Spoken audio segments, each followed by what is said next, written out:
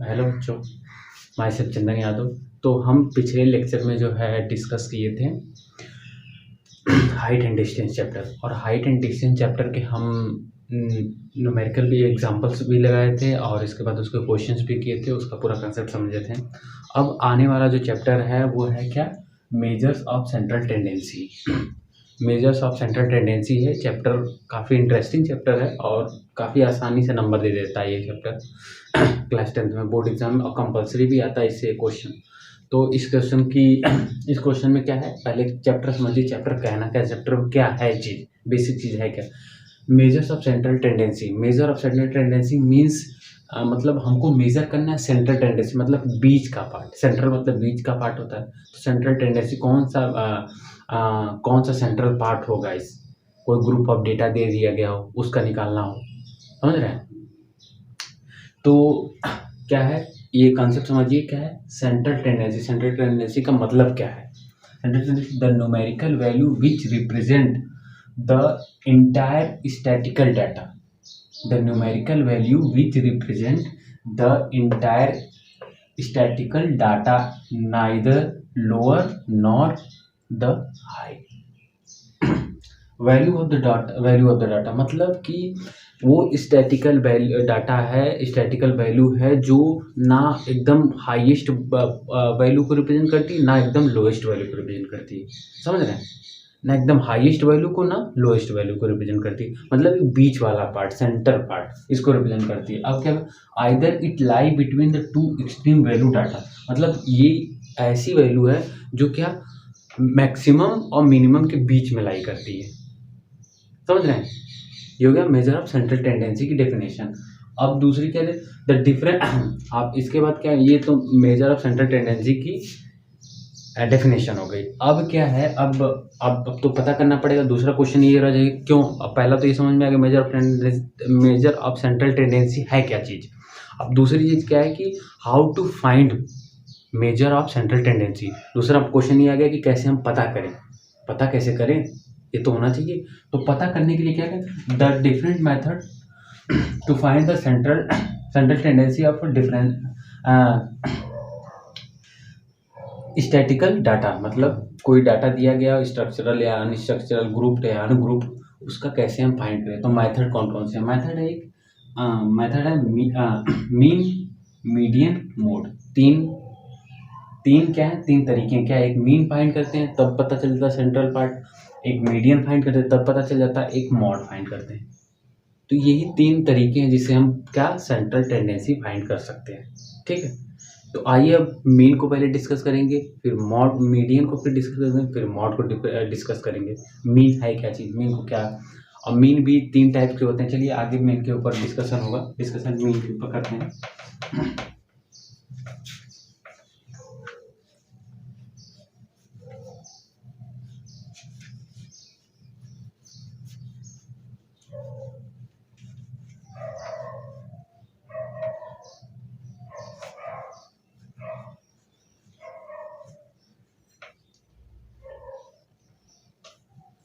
तो मीन क्या है, तो ये हो गया आपका पहला मीन।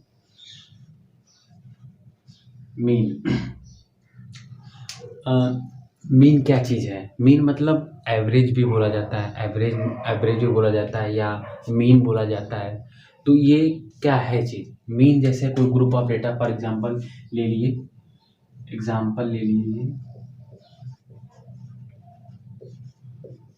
मान लीजिए कि एक एग्जांपल ले लीजिए, कौन सा कैसे डाटा है, 2 है, 4 है, 6 है, 8 है। कितने डेटा है, 4 डेटा है, 8 और 10। ये कितने डेटा से ये ग्रुप, और ये एक किस ऑर्डर में है, असेंडिंग ऑर्डर बढ़ते चले जाए ना, 2 to 2 बढ़ते चले जाए। अब कितने डेटा है, 1 2 3 4 5 डेटा से। अब पूछ रहा है इसकी मीन बताइए। तो मीन फाइंड करने के लिए क्या करते हैं, sum of data upon number of data. मतलब मीन फाइंड करने के लिए मीन का एक फार्मूला होता है, मीन का फार्मूला ये होता है, mean equal to sum of data upon sorry, क्या होगा, sum of data. Sum of data मतलब क्या हो जाएगा, 2 + 4 + 6 + 8 + 10 अपॉन कितने, 5। ये आपका मीन फाइंड हो गया। तो कैसे फाइंड होगा, ये इसको ऐड कर दीजिए, 2 4 6 6 6 12 12 8 12 8 20 20 + 30 30 + 5 = 5 5 6 30। तो ये 6 क्या हो गया, मीन हो गया। ऐसे भी चेक कर लीजिए, 1 2 3 मतलब 5 है तो 1 2 3 ये हो जाएगा मीन, इधर भी 2 इधर भी 2, समझ में आ गया। तो ये मीन फाइंड करने के तरीके हैं। मीन ऐसे फाइंड करते हैं। अब कोई ग्रुप डेटा दे दिया गया, अनग्रुप डेटा दे दिया गया, पहले क्या दे दिया, ग्रुप डेटा दे दिया गया, अनग्रुप डेटा दे दिया गया, तो सबके अलग अलग तरीके हैं फाइंड करने के। तो एक छोटा सा एग्जांपल देके आप चेक करिए मीन है क्या चीज़। मीन को एवरेज भी बोलते हैं। जैसे आप हैं, एक और एग्जांपल ले लीजिए, एक और ले लीजिए। जैसे आप हैं, आपने गाड़ी चलाई 55 km/h, आपके भाई ने गाड़ी चलाई 66 km/h, आपकी बहन ने गाड़ी चलाई 45 km/h। अब पूछा गया कि एवरेज बताइए कितने की स्पीड से तीनों गाड़ियाँ चली। कितने लोग, 3 लोग हैं, तो क्या हो जाएगा, सम करिए इन दोनों का, 55 + 66 + 45 अपॉन 3, तो क्या हो जाएगा 5 5 10 + 6 16 और ऑन कैरी आ गया, 6 6 12 12 + 4 12 + 4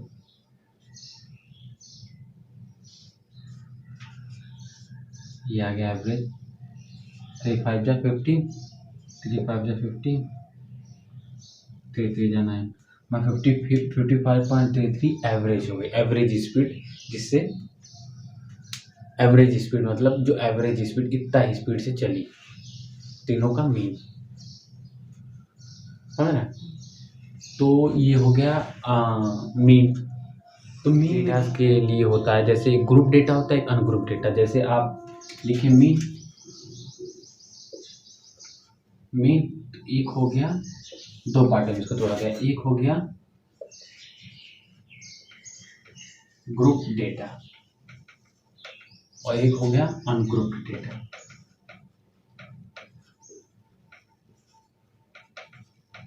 मतलब दो टाइप के, मतलब एक ग्रुप डेटा के लिए क्वेश्चन पूछता है, एक अनग्रुप डेटा के लिए। ग्रुप डेटा और अनग्रुप डेटा में क्या डिफरेंस है, ग्रुप डेटा में जैसे आपका एक ग्रुप में दे दिया गया, ग्रुप में मतलब जैसे दे दिया गया कि एग्जांपल ले लीजिए, एग्जांपल ये लेंगे कि जैसे आप हैं, आपके घर में आपका वेट है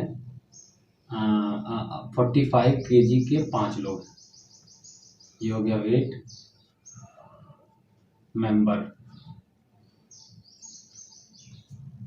इसको कर देते हैं बढ़िया से, ये हो गया एग्जांपल, ये हो गया वेट,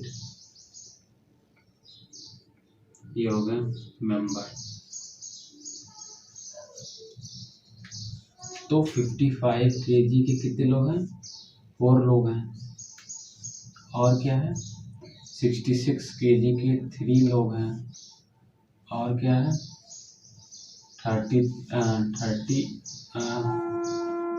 kg के 3 लोग हैं। तो ये क्या है, ये ग्रुप में है ना, ग्रुप में है कि नहीं, ये ग्रुप है, ये देखिए ग्रुप में बन गया।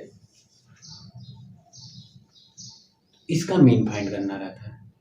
और ये दूसरा अनग्रुप डेटा में क्या होगा, जैसे 22 नहीं, अब इसमें अनग्रुप डेटा में देखिए, ये अनग्रुप डेटा में होगा 25 39 kg के, 85 kg के, 43 kg के, ये मेंबर्स हैं आपके घर के, समझ रहे। तो ये अनग्रुप डेटा हो गए,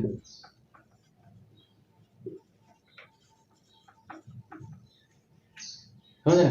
तो सबके अलग अलग मेथड है।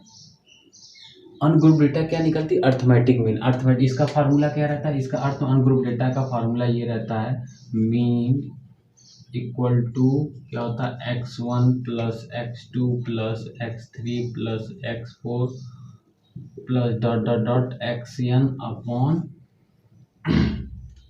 एक्स एन अपॉन ये x1 x2 ये सब जोड़ दिए, अब क्या हो जाएगा, ये हो जाएगा जितने नंबर ऑफ मेंबर है 1 2 3 4 या जितने हैं, तो ये हो गया एक्स, समझ रहे। इसको और भी शॉर्ट में लिख सकते हैं, sum of X I upon X I,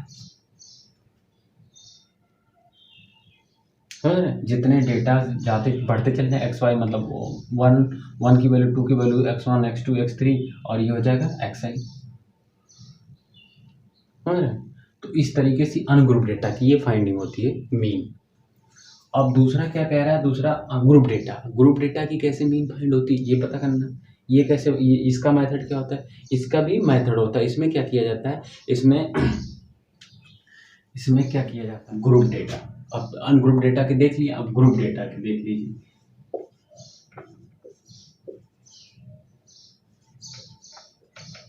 group data, group data में क्या रहता है, ग्रुप डेटा में क्या दिया जाता है, उसमें दिया जाता है कि ग्रुप, एक ग्रुप में लगा हुआ है, जैसे 55 kg के हैं 5 मेंबर, 33 kg के 3 मेंबर, 41 kg के 8 मेंबर, तो ये ग्रुप डेटा है।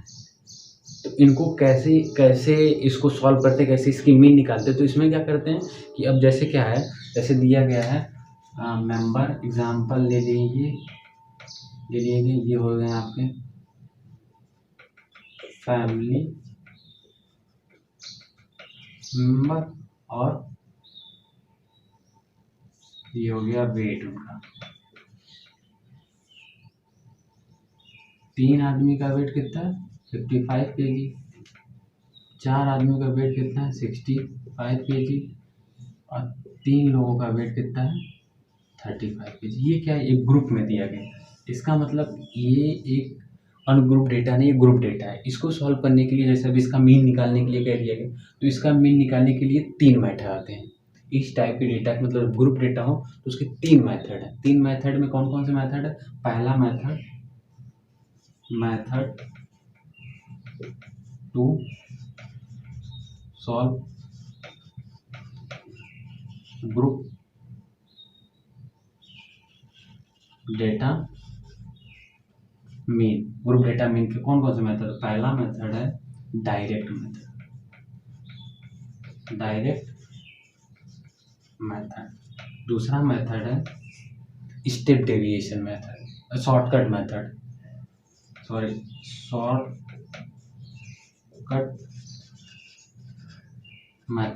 तीसरा मेथड है स्टेप डेविएशन मेथड।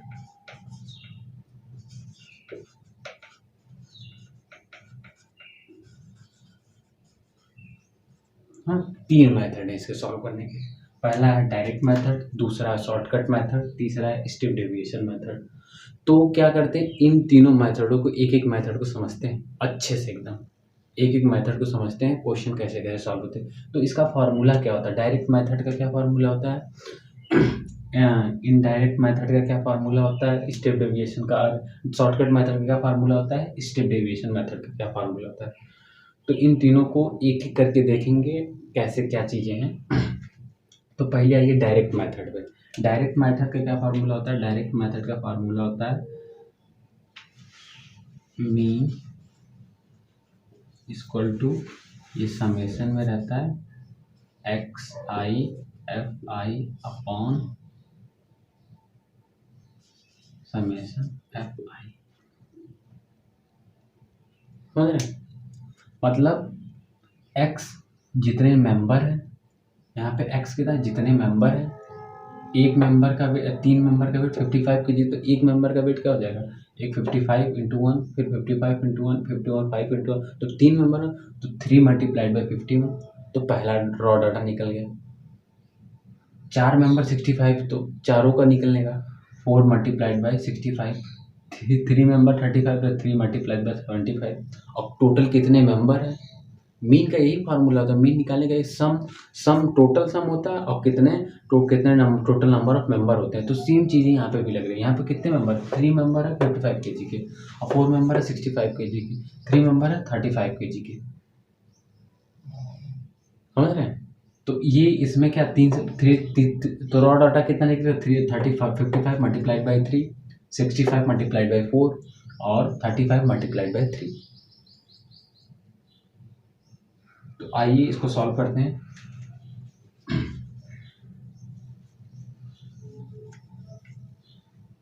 तो क्या होगा इसको इस डायरेक्ट मेथड से सॉल्व करते हैं तो क्या हो जाएगा।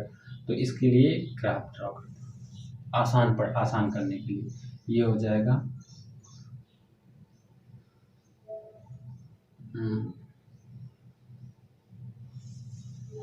ठीक है।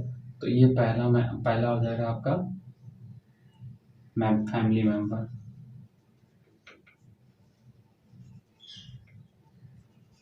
दूसरा हो जाएगा वेट, तीसरा हो जाएगा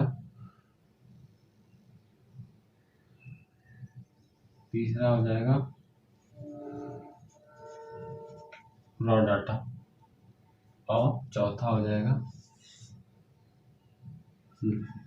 नंबर ऑफ मेंबर। तो क्या है, पहला क्या दिया 3 मेंबर है और 55 kg वेट है। तो ये रॉ डाटा कितना होगा 55 इंटू 33 और टोटल नंबर ऑफ मेंबर कितने 3 है। दूसरा क्या दिया 4 मेंबर है, कितना 65 इंटू 4 और मेंबर कितने हैं 4 है। फिर तीसरा क्या है 3 मेंबर हैं, कितने 35 kg के, 35 मल्टीप्लाइड बाई 3 और कितने मेंबर है 3। अब क्या पढ़े कि सम मीन क्या होता है total sum upon number of member. तो नंबर ऑफ मेंबर कितने हो जाएंगे, नंबर ऑफ मेंबर इसको जोड़ दीजिए 3 3 6 6 4 10 हो जाएगा।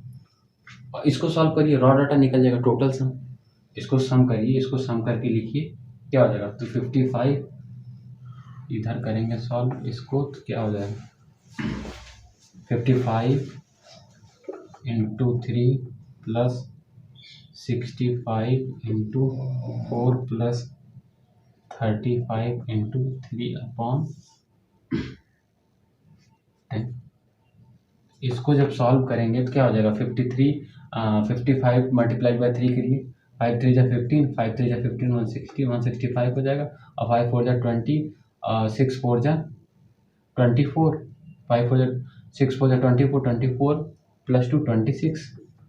अब ये हो जाएगा 5 3 जा 15, 3 3 जा 9, 9 1 10, सब जोड़ दीजिए अपॉन 10 कर दीजिए, सब जोड़िए क्या हो जाएगा 5 5 10 0 0 6 6 6 12 12 1 13 1 कैरी हो गया 2 2 2 4 1 5 अपॉन 10। तो ये हो गया 53 क्या हो गया मीन हो गया, समझ रहे हैं। तो इस तरीके से निकलता है क्या डायरेक्ट मेथड। ये क्या डायरेक्ट मेथड अब पढ़े। स्टेप डेविएशन मेथड क्या होता है, स्टेप डेविएशन मेथड भी लगता है। स्टेप डेविएशन मेथड क्या करते हैं, स्टेप डेविएशन मेथड लगाने के लिए इसमें ये होता है कि रॉ डाटा जो दिया रहता है, क्या रॉ डाटा जो रॉ डाटा दिया जाता है वो उसको जो ये मतलब जो वेट रहता है मतलब या जो भी ये जो डाटा बड़ा रहता है या ये फ्रीक्वेंसी बड़ी हो जाती है तो फ्रीक्वेंसी को ब्रेक कर देते हैं, फ्रीक्वेंसी को ऐसे ब्रेक कर देते हैं कि वो बड़ी फ्रीक्वेंसी को तो इसको मल्टीप्लाई करने में और बड़ी वैल्यू, मतलब ये भी बड़ी वैल्यू है ये भी बड़ी वैल्यू। मतलब देखिए डायरेक्ट मेथड से लोगों का जब काम हो जा रहा था तो उन लोग क्यों शॉर्टकट मेथड कब लगाते हैं, जब डायरेक्ट मेथड बहुत बड़ा होने लगता है तब ना शॉर्टकट के बारे में सोचते हैं। तो शॉर्टकट मेथड तभी आया कि ये दोनों वैल्यू मल्टीप्लाई होने पर ये दोनों वैल्यू ये भी वैल्यू बड़ी आ रही थी ये भी वैल्यू बड़ी आ रही थी, तो क्या इन दोनों को मल्टीप्लाई करने को बहुत बड़ा जिसके कारण कैलकुलेशन प्रॉब्लम हो सकती थी। तो इन्होंने क्या एक शॉर्टकट मेथड लगाया। शॉर्टकट मेथड में क्या रहता है, शॉर्टकट मेथड देखिए, शॉर्टकट मेथड में क्या होता है कि शॉर्टकट मेथड में फ्रीक्वेंसी जो होती है एक मिडिल फ्रीक्वेंसी लेते हैं, ऐसी फ्रीक्वेंसी लेते हैं और फिर उसको क्या करते हैं सारी फ्रीक्वेंसी से माइनस कर देते हैं, समझ रहे। शॉर्टकट मेथड का क्या फार्मूला होता है, शॉर्टकट मेथड का फार्मूला होता है मीन इक्वल टू ए क्या वही वाला frequency middle frequency. Question solve करेंगे आपको समझा देंगे। जैसे मान लीजिए यहीं पे ये हो गया आपका डाटा स्ट्रक्चर, ये हो गया मेंबर, ये हो गया वेट। तो क्या बताए थे पहले, 5 मेंबर क्या है, मान लीजिए 5 मेंबर है, वेट कितना है 55 kg। 3 मेंबर है, वेट कितना है 45 kg। और 4 मेंबर ऐसे हैं जिनका वेट 35 kg घर में। तो इसमें क्या हो गया कि अभी ऐसे मानिए कि 15, 13, 14, वो तो डायरेक्ट मेथड से कर रहे थे। अब बताइए ये बड़ा डेटा है कि नहीं, डेटा बड़ा है कि नहीं, इन दोनों को मल्टीप्लाई करें तो कितना लंबा मल्टीप्लिकेशन जाएगा, तब रॉ डाटा निकलेगा।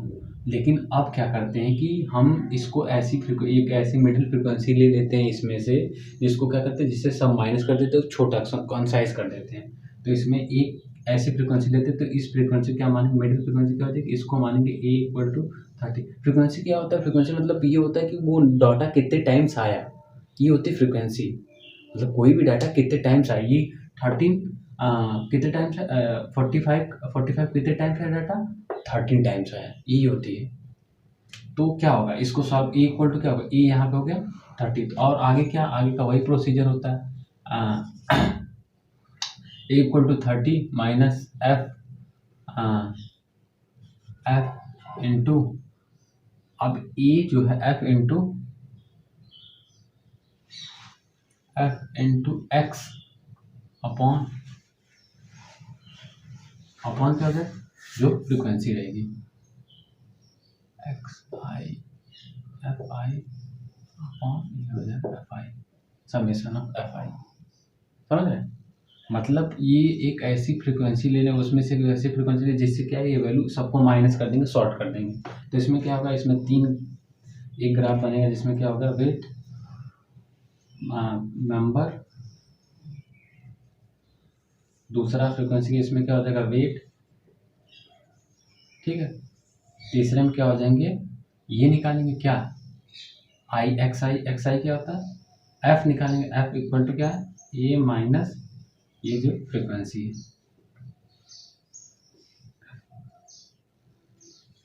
फिर क्या है, फिर चौथा बनेगा, तो इसमें क्या होगा, weight into F I.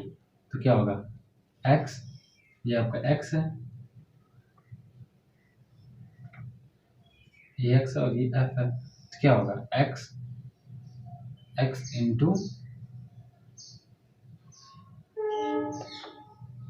X, क्या होता है, x into F I, x into F I का ही होगा, अपॉन क्या हो जाएगा यहाँ पे एफ आई।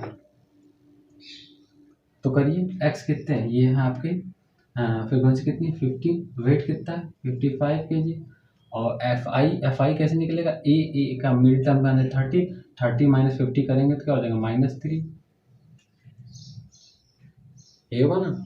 और ये क्या हो जाएगा, एफ इंटू एक्स आई करेंगे, एफ इंटू एक्स आई, एफ, ये आपका एफ इंटू एक्स, एक्स करेंगे तो क्या हो जाएगा, ये एफ आई इंटू एक्स आई करेंगे तो ये माइनस में आएगा कि नहीं, कितना करेंगे, 5 3 जा 15, 5 3 जा 15, 160 माइनस 165, एफ आई कितना है -3। फिर इसके बाद क्या दिया, दूसरा दिया 13, ये दिया 45, ये माइनस करेंगे, ए कितना, 13 माइनस 30 क्या हो जाएगा 0।